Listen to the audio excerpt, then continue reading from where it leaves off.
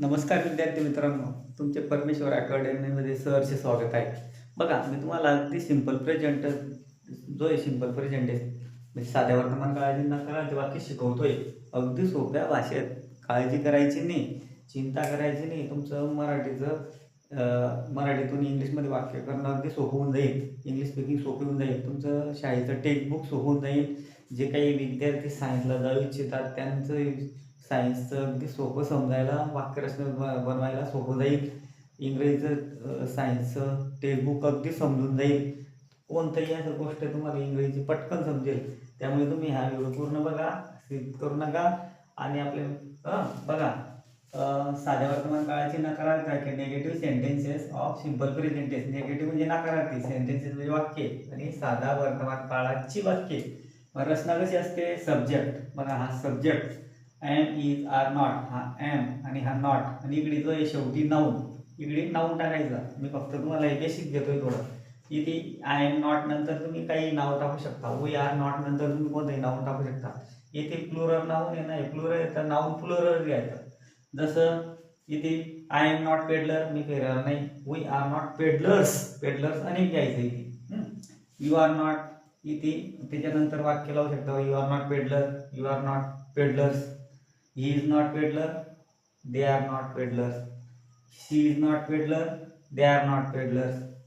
It is not peddler, they are not peddlers. Roshni is not peddler, they are not peddlers. म्हणजेच काय?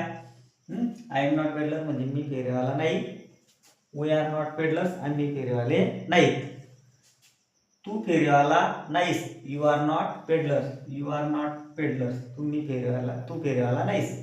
अनेक वचन म्हणताना you are not peddlers, तुम्ही फेरीवाले नाही.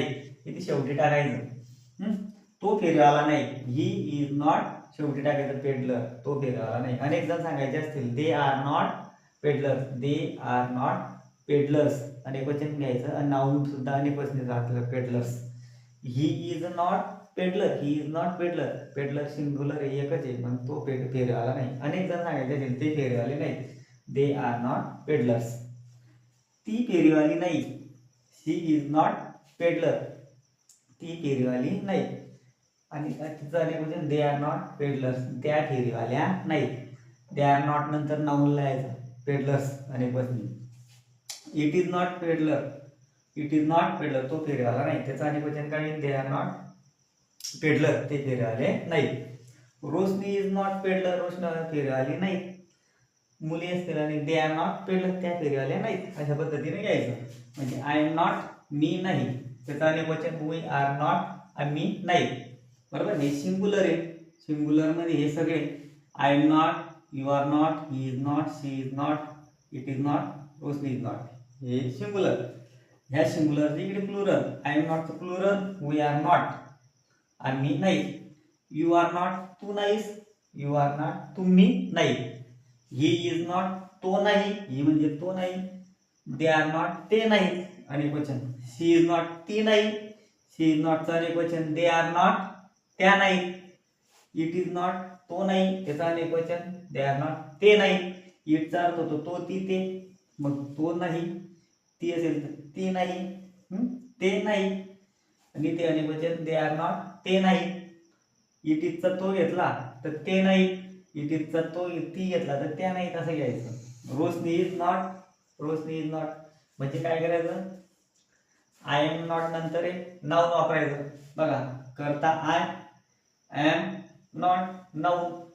सिंग्युलर मध्ये असेल तर सिंग्युलर नाऊन घ्यायचं. प्लुरल वाक्य असेल तर प्लुरल नाऊन घ्यायचं. शेवटी जोडायचं फक्त हे शेवटी एक. अशा पद्धतीनं करता काय असतो? I, we, you, you, he, she, he, she, it.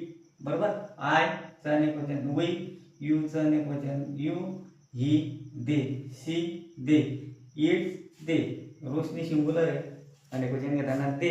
अशा पद्धतीनं आपण काय करायचं? फक्त आय एम नॉट नंतर इथे टाकायचा एक I am not peddler, we are not peddlers, you are not peddler. अनेक वचन दे आर नॉट पेडलर्स. इथे subject he is not peddler. अनेक वचन हीच, they are not peddlers. She is not peddler. शीचा अनेक वचन they are not peddlers. It is not peddler. त्याचा अनेक वचन दे आर नॉट पेडलर.